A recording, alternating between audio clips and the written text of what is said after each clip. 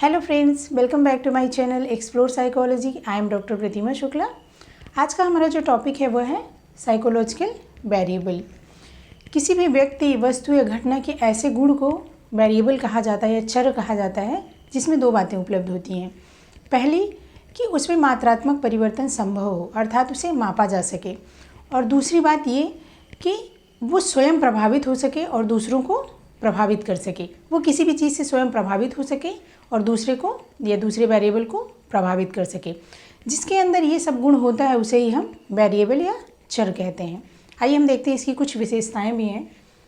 सबसे पहला तो ये कि इसमें परिवर्तन की संभावना हो। वेरिएबल वो होता है जिसमें हमेशा परिवर्तन की संभावना होती है। जैसे हम अगर रिसर्च कर रहे हैं कि एंजाइटी का प्रोडक्शन लेवल पर क्या प्रभाव पड़ता है, अगर हमारी ये रिसर्च है तो जो एंजाइटी है वो कम भी हो सकती है, ज़्यादा भी हो सकती है, मतलब उसमें परिवर्तन संभव है।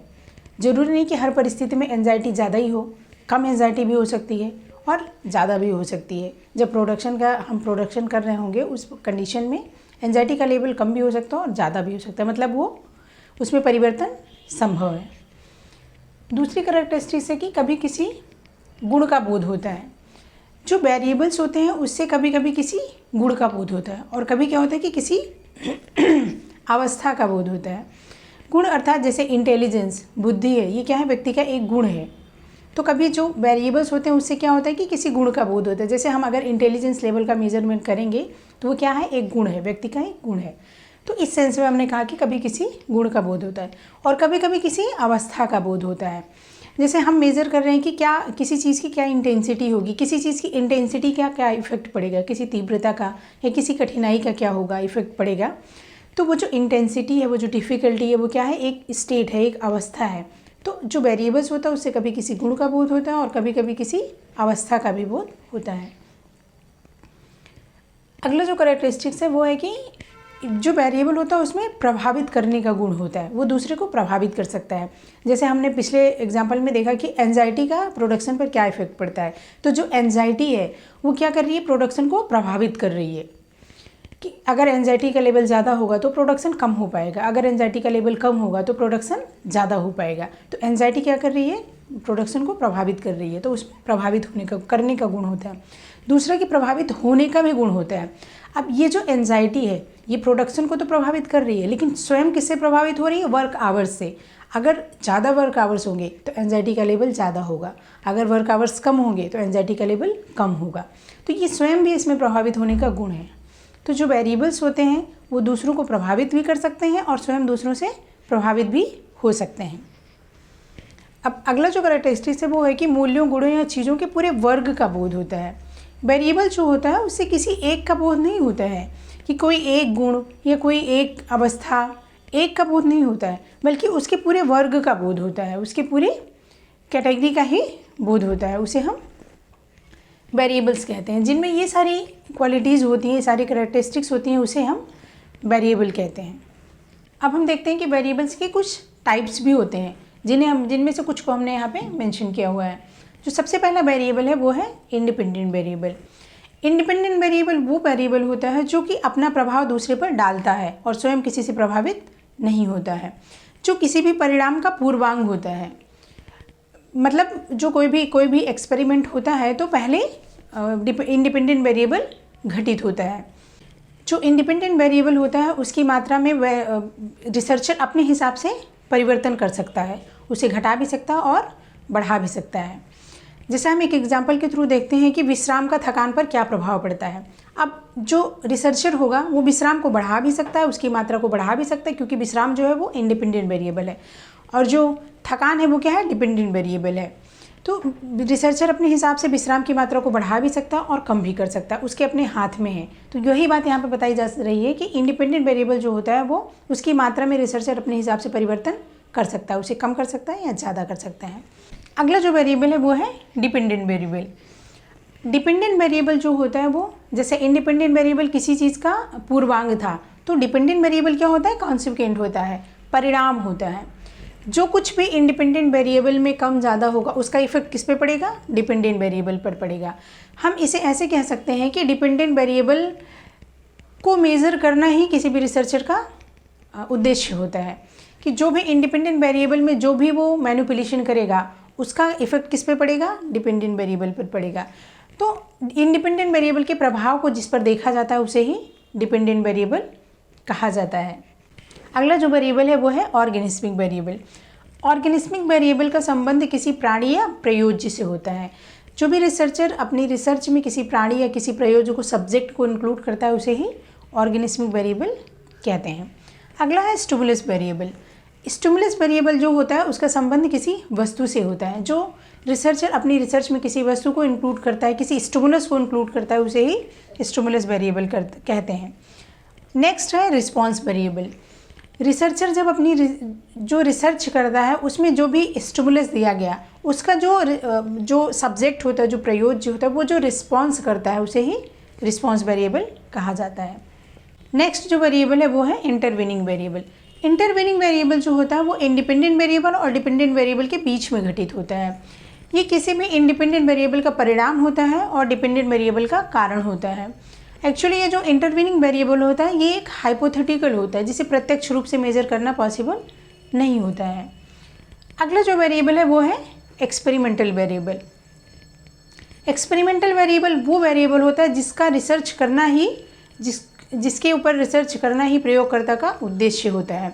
वो हमेशा एक्सपेरिमेंटल वेरिएबल को बढ़ाना चाहता है, इंक्रीज करना चाहता है, तो वो एक्सपेरिमेंटल वेरिएबल होता है। जो उसने टोटल वेरिएबल सेलेक्ट किए हुए हैं, टोटल जो उसने सब्जेक्ट को सेलेक्ट किए हुए हैं, जितने सैम्पल्स उसने लिए हुए हैं, उनमें से वो कुछ अलग अलग किसी भी सैम्पलिंग मेथड्स के थ्रू अलग अलग कैटेगरी में डिवाइड करता है। तो जो वो एक कैटेगरी, एक ग्रुप लेता है जिनके ऊपर वो एक्सपेरिमेंट करता है, उनको ही एक्सपेरिमेंटल वेरिएबल कहा जाता है। नेक्स्ट जो वेरिएबल है वो है कंट्रोल वेरिएबल।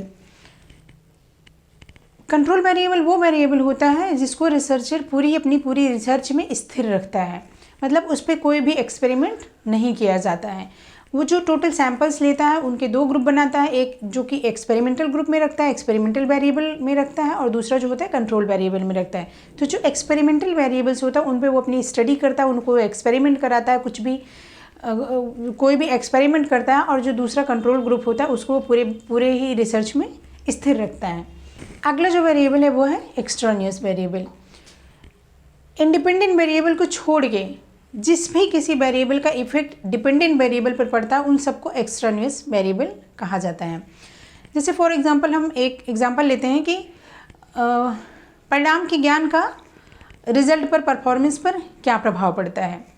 तो जो परिणाम का ज्ञान है वो रिसर्चर एक्सपेरिमेंट कर रहा है कि जो भी परिणाम का ज्ञान अगर पहले से दे दिया जाएगा तो परफॉर्मेंस पर क्या इफेक्ट पड़ेगा। तो जो परिणाम का ज्ञान है इसके अलावा जिन जिन वेरिएबल्स का इफेक्ट उस स्टडी को प्रभावित करेगा उन सबको एक्सट्रानियस वेरिएबल कहा जाएगा। जैसे एज का, सेक्स का और बहुत सारी चीज़ों का इफेक्ट जो उस पर पड़ेगा उसको एक्सट्रानियस वेरिएबल की कैटेगरी में रखा जाता है। नेक्स्ट जो वेरिएबल है वो है कंटिन्यूअस वेरिएबल। कंटिन्यूअस वेरिएबल जिसे हम सतत चर भी कहते हैं वो वेरिएबल होता है जिसे छोटे छोटे टुकड़ों में बांटकर व्यक्त करना संभव होता है, जिसको ब्रेक किया जा सकता है, जिसमें गैप पॉसिबल होता है। जैसे फॉर एग्जांपल इंटेलिजेंस, बुद्धि जो है उसे हम छोटी छोटी मात्रा में बता सकते हैं कि बुद्धि का क्या लेवल है, वो कम, फिर उससे ज़्यादा, तो हम छोटी छोटी मात्रा में उसको विभक्त कर सकते हैं, एक्सप्लेन कर सकते हैं। इसी वजह से इसे कंटिन्यूअस वेरिएबल कहा जाता है, सतत चर कहा जाता है, जिसे छोटी छोटी मात्रा में लगातार डिवाइड किया जा सके। नेक्स्ट डिस्क्रीट या डिसकंटिन्यूअस वेरिएबल। डिसकंटिन्यूअस वेरिएबल वो होता है जिसमें वास्तविक गैप, वास्तविक रिक्ति संभव नहीं है, जिसे छोटे छोटे टुकड़ों में विभक्त नहीं किया जा सकता, जिसे एक सतत रेखा पर व्यक्त नहीं किया जा सकता, उसे डिस्क्रीट वेरिएबल कहते हैं। जैसे सेक्स, तो वो मेल होगा या फीमेल होगा, उसे टुकड़ों में नहीं बांटा जा सकता है, इसी वजह से इसे डिस्क्रीट या डिसकंटिन्यूअस वेरिएबल कहा जाता है। नेक्स्ट जो वेरिएबल है वो है क्वालिटेटिव वेरिएबल। क्वालिटेटिव वेरिएबल या गुणात्मक चर वो चर होता है जिसे मात्रा में व्यक्त करना संभव नहीं होता है, जिसे हम मात्रा में नहीं बता सकते हैं। जैसे फॉर एग्जांपल सेक्स है, तो वो सेक्स में क्या होगा कि मेल होगा या फीमेल होगा, स्त्री या पुरुष होगा, उसको हम स्त्री पुरुष में ही बता सकते हैं, उसको हम मात्रा में नहीं बता सकते हैं, उसे क्वालिटेटिव वेरिएबल कहा जाता है। और अगला जो वेरिएबल है वो है क्वांटिटेटिव वेरिएबल। क्वांटिटेटिव वेरिएबल वो वेरिएबल होता है जिसे मात्रा में व्यक्त करना संभव है, जिसे हम बता सकते हैं कि हाँ ये इतना हुआ, फिर इसके आगे इतना हुआ, इतना हुआ, इतना हुआ, तो उसे मात्रा में व्यक्त करना पॉसिबल है, उसे ही क्वांटिटेटिव वेरिएबल्स कहते हैं। अब हम देखते हैं कि इनमें से कौन से ऐसे क्वेश्चन है जो एग्जाम के पॉइंट ऑफ व्यू से बन सकते हैं। इनमें से तो बहुत सारे वेरिएबल से तो बहुत सारे क्वेश्चन बन सकते हैं और पिछले एग्जाम्स में पूछे भी गए हैं। जब हम प्रीवियस ईयर क्वेश्चन को देखेंगे तो उसमें हम देखेंगे कि बहुत सारे क्वेश्चन ऐसे हैं जो वेरिएबल से हमेशा से आते रहे हैं। सबसे पहला तो यही क्वेश्चन है कि वेरिएबल क्या होता है। इस तरह का क्वेश्चन भी पूछा जा सकता है कि जिसकी मात्रा में परिवर्तन किया जा सके, जो अपना प्रभाव दूसरों पर डाल सके, उसे वेरिएबल कहते हैं। एक सिचुएशन दी हुई होती है एग्ज़ाम में कि जैसे कि विश्राम का थकान पर क्या प्रभाव पड़ता है, इस तरह की सिचुएशन दी होगी। उसमें ये पूछा जाएगा कि डिपेंडेंट वेरिएबल कौन सा है या इंडिपेंडेंट। कोई सा भी एक वेरिएबल पूछा जा सकता है कि इंडिपेंडेंट वेरिएबल कौन सा है, डिपेंडेंट। ये इस तरह का क्वेश्चन एग्जाम में पूछा जाता है। एक सिचुएशन दी हो सकती है जिसमें एज, सेक्स और चीज़ें भी मेंशन की जाएंगी। फिर उसमें ये पूछ सकते हैं कि एक्सट्रानियस वेरिएबल इनमें से कौन सा है। इस तरह के क्वेश्चंस एग्ज़ाम में पूछे जाते हैं। तो अगर हम इसको अच्छे से स्टडी कर लेंगे तो हम इन सब तरह के जितने भी क्वेश्चंस होंगे उसको आसानी से सॉल्व कर पाएंगे। तो आज के लिए बस इतना ही। नेक्स्ट वीडियो में हम सैम्पल और सैम्पलिंग को पढ़ेंगे। Thank you.